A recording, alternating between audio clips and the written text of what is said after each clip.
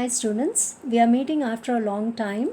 Before the lockdown period, in the first chapter, that is Introduction to Organic Chemistry, I had started with reaction intermediates and we had also covered free radicals in it. But we are yet to cover two more reaction intermediates, that are carbonium ions and carbanions. So let us have a recap from the beginning on reaction intermediates. So what are these reaction intermediates? Organic compounds undergo breaking of bond, which we call as fission, and there are two types of fission: homolytic fission and heterolytic fission.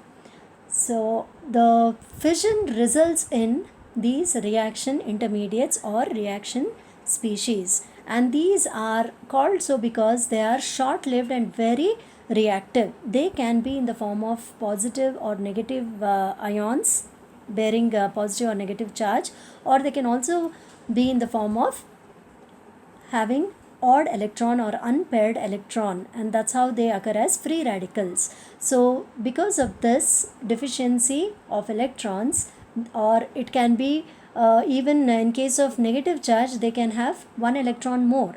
So because of these, the carbon would no longer have a tetravalency. We all know that carbon is tetravalent. How is it tetravalent? If you recollect, you have the atomic number of carbon is 6. If you write down 1s2, 2s2, 2p2, when you consider the second shell, there are 2 electrons, correct? 2s2 and 2p2. So totally you have 4 electrons in the second shell. So one of the electron from 2s will move to the 2p orbital, and that's how you get the tetravalency of carbon atom. So examples of reaction intermediates are free radicals, carbonium ion, or they are also called as carbocations, and carbanions. Homolytic fission or homolysis occurs in such a way that the bonded atoms would gain one electron each. So both the atoms which are bonded, after being cleaved, they have one odd electron or unpaired electron with them. One example that we had discussed in the class is chlorination of methane, and we had also discussed about the stability of these free radicals, and tertiary free radicals are more stable than secondary, and secondary is more stable than primary or the methyl, and the primary is more stable than just the methyl group. And if you remember, stability is mainly because of hyperconjugation effect. So today let us discuss about heterolytic fission or heterolysis. So it is a process in which one of the atoms acquire both the bonding electrons when the bond is broken and results in the formation of ions. There, homolytic fission results in free radicals, whereas heterolytic fission results in ions. So in this example you can see reaction 1. So the arrow represents that both the electrons, the electron of atom A and electron of atom B, both are retained by atom B because it is more electronegative compared to A. That's how B gets a negative charge and it is a carbanion, and A becomes a cation. Fine. So carbonium ions are carbocations. Let us study about carbocations. So these, as the name indicates, it is positively charged carbon atom. So carbon atom, when it is bound to a highly electronegative atom, the Z becomes a negative atom here. So it is going to take both the electrons. This bonded electron pair, you can see, both are taken up by Z. Z is nothing but a substituent which is more electronegative than carbon. So when there is a fission or breaking of the bond between C and Z, the electron of C is also taken up by Z, and that's how Z gets both the electron and it becomes an anion. Whereas coming on to carbon atom here, it becomes a cation, and since it's a carbon atom, it is called carbocation or carbonium ion. So this is one example. Butyl chloride on heterolysis becomes butyl carbonium ion, and you have a chloride anion here. So carbonium ions generally have 6 electrons, that is 3 pairs of electrons, and they lack one pair. So that's how they become positively charged. So they are here, it is again, they are not tetravalent.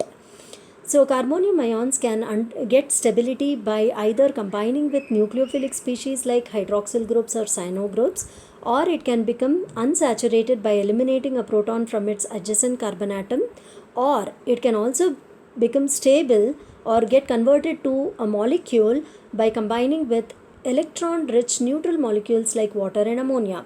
Let us see examples for each of these categories. So in the first case I told you they can become a molecule, that is they can become stable by combining with a nucleophilic species like hydroxyl group. So you can see here they can combine with hydroxyl group to form butyl alcohol. So it is no longer a ion, it's a molecule, stable molecule. Secondly, I was talking about it can become unsaturated. So you can see here in this methyl group, one of the hydrogen is removed or it gets eliminated and it forms a double bond. That's how this hydrogen comes out as a proton, and now you can see it has tetravalency. It is no longer in the form of an ion. So carbonium ion now becomes methyl propene. It's an unsaturated carbon compound. Thirdly, it can also become stable by combining with neutral molecules, energy rich molecules like water. So you can see here it combines with water to form a molecule of isopropyl alcohol, which is again a tetravalent. Carbon tetravalency is satisfied. Now coming on to the stability. So you know what is primary, secondary, tertiary. We have already discussed under free radicals, but another time. When carbon atom, the main central carbonium ion is attached to one more carbon, then it is primary carbonium ion. When the central carbon atom, see here, this central carbon is attached to one more carbon, therefore it is primary carbonium ion.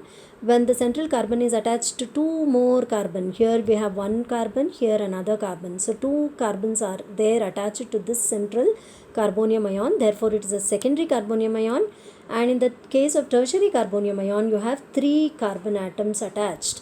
So coming on to the stability, always tertiary carbonium ions are more stable than secondary, and secondary is more stable than primary, and primary is more stable than just a methyl carbonium ion. Now why is it? Because we all remember that alkyl groups are known to exert plus I effect, means the alkyl groups are electron releasing. And just go back and recollect that I had told you one fundamental thing, that for stability there should be delocalization of electrons. So when alkyl groups are attached to the central carbonium carbon, they tend to release electrons. Fine. When they are releasing electrons, what happens? There is movement of carbon atoms all over. So the carbon, you can see here, more the positive electron releasing groups attached to carbon atom, there is delocalization of positivity all over the structure. So delocalization means stability, more stability. So carbonium ions, tertiary carbonium ions they exert plus I effect, and that's how positivity keeps moving all over. So more the alkyl group, more stable is the carbonium ion. Carbonium ions can also be stabilized by resonance. In this example, benzyl carbonium ion. Coming on to the structure, carbonium ion use sp2 hybrid orbitals to form 3 sigma bonds.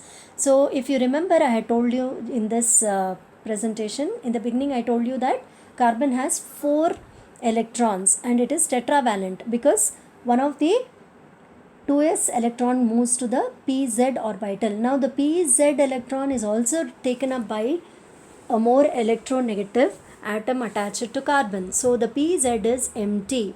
So the empty p orbital extends above and below the plane of the sigma bonds. So it can the carbonium ion can form 3 sigma bonds, but it has one empty p orbital. Can you see here? That's how it gains the structure of an equilateral triangle with a bond angle of 120 degree. So this you need to write when you are asked to write about the structure of carbonium ion. Now moving on to carbanion. So it is just the reverse, wherein carbon atom becomes negative. So when it is attached to a less electronegative atom compared to carbon, carbon now takes up both the electrons and it gets a negative charge. So now carbon would be having, you can see that it is again, carbanion is also a result of heterolytic fission, and it becomes electron rich and they can act as nucleophiles. Fine, and now the carbon atom will have 8 electrons or 4 pairs of electrons, and they can readily donate electrons to electron deficient atoms or groups. So here the alkyl group attached to negatively charged carbon atom would destabilize the carbanion through its plus I effect, intensifying the negative charge. So here what I mean to say is, when you have more alkyl groups, they tend to release electrons towards the carbon atom. So the electron keeps on it keeps on accumulating on the central carbon atom. There is localization of negativity on the carbon atom, and localization means the carbanion becomes more unstable. So always lesser the alkyl groups, more stable is the carbanion.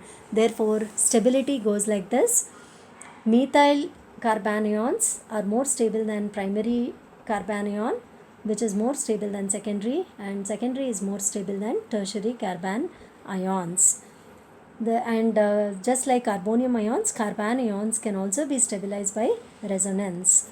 Now moving on to the structure, here it can form two structures. sp3, it can take up sp3 hybrid orbital, or it can by forming 3 sigma bonds, or it can be forming just 2 sigma bonds, and that is where you get sp2 hybrid orbital when it is attached to an unsaturated group. In case of sp2, it is getting the same equilateral triangle structure as that we saw in carbonium ion, but in case of sp3 hybrid orbital, it forms a pyramidal structure.